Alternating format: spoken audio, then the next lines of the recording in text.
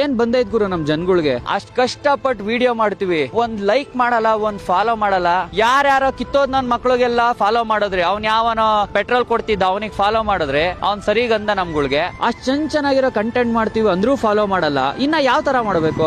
ಅದೇ ನಾವು ಯಾವನೋ ಗೂಬೆ ನನ್ ಮಕ್ಳು ತರ ಮಾಡ್ತಾನಲ್ಲ, ಯಾವ ಕಿತ್ತೋಗಿರೋ ಸಾಂಗ್ ಆಡ್ಕೊಂಡಿ ಇನ್ನೊಂದ್ ಮಾಡಿದ್ರೆ ನೀವು ಫಾಲೋ ಮಾಡ್ತೀರಾ? ಅಷ್ಟ್ ಕಷ್ಟ ಬಿದ್ದು ಒಂದೊಂದು ವಿಡಿಯೋ ಎಡಿಟ್ ಮಾಡಕ್ 2 ಅವರ್ ಟೈಮ್ ತಗೊಂಡ್ ಮಾಡ್ತೀವಿ. ವಿಡಿಯೋ ನೋಡ್ತೀರಾ, ಖುಷಿನೂ ಪಡ್ತೀರಾ. ಒಂದ್ ಲೈಕ್ ಮಾಡಕ್, ಫಾಲೋ ಮಾಡಕ್ ಏನ್ ಬಂದೈತ್ ನಿಮ್ಗೆ? ಮೊನ್ನೆ ಒಂದ್ ವಿಡಿಯೋ ಮಾಡಿದೀನಿ ಒಂದ್ ಹುಡುಗಿದು, ಆ ಹುಡುಗಿಗೆ 2,000 ರಿಕ್ವೆಸ್ಟ್ ಹಾಕಿದೀರಾ. ಮಾನ ಮರ್ಯಾದೆ ಬಿಟ್ಟವ್ರು ವಿಡಿಯೋ ಮಾಡಿರೋ ನನಗೆ ಹಾಕಲ್ಲ ನೀವುಗಳು. ನೀವು ನನಗ್ ಸಪೋರ್ಟ್ ಮಾಡಿದ್ರೆ ಅಲ್ವಾ ಗುರು ನನ್ಗೂ ಸ್ವಲ್ಪ ವಿಡಿಯೋನ ಇನ್ನ ಚೆನ್ನಾಗ್ ಮಾಡ್ಬೇಕು ಅಂತ ಫೀಲ್ ಆಗೋದು. ಆ ಹುಡುಗಿಗೆ ಮಾಡೋ ಸಪೋರ್ಟ್ ನಮಗ್ ಮಾಡಲ್ವಲ್ಲ ಗುರು? ನಾನ್ ಮಾಡಿದ್ಕಲ್ವಾ ಹುಡುಗಿ ನಿಮ್ಗೆ ಯಾರು ಅಂತ ಗೊತ್ತಾಗಿದ್ದು. ಕನ್ನಡ ಕರ್ನಾಟಕ ಅನ್ಬಿಟ್ಟು ನಾವ್ ವಿಡಿಯೋ ಮಾಡ್ತೀವಿ, ನೀವ್ ಕನ್ನಡದವ್ರಿ? ನೀವು ಕನ್ನಡದವ್ರಿಗೆ ಸಪೋರ್ಟ್ ಮಾಡಲ್ಲ, ಯಾವನ್ಗೋ ಸಪೋರ್ಟ್ ಮಾಡ್ತೀರಾ. ಅದೇ ನಾವು ಹೋಗ್ಬಿಟ್ಟು ಬೇರೆ ಸ್ಟೇಟ್ ಅಲ್ಲಿ ವಿಡಿಯೋ ಮಾಡ್ಬೇಕಷ್ಟೇ, ಅವಾಗ ನಮಗೆ ಸಪೋರ್ಟ್ ಸಿಗುತ್ತೆ. ನಿಮ್ಗಳನ್ನ ನಮ್ಕಂಡ್ ನಾವ್ ಇಲ್ಲಿ ಮಾಡಿದ್ರೆ ನಾವ್ ಏನ್ ಬೆಳೆಯೋದು ಇಲ್ಲ, ಏನು ಮಾಡೋದು ಇಲ್ಲ. ಆ ಬೇರೆ ಸ್ಟೇಟ್ ಅಲ್ಲಿ ಸಪೋರ್ಟ್ ಮಾಡಿದಷ್ಟು ನಮ್ ಕರ್ನಾಟಕದಲ್ಲಿ ನಮಗೆ ಸಪೋರ್ಟ್ ಮಾಡ್ತಿಲ್ಲ. ಸ್ವಾರ್ಥಕ್ಕೋಸ್ಕರ ಓಡ್ತಿರೋ ಪ್ರಪಂಚ ಯಾರಿಗೋಸ್ಕರ ನಿಲ್ಲಲ್ಲ, ನಾವೇ ತಡೆದ್ ನಿಲ್ಲಿಸ್ಬೇಕು.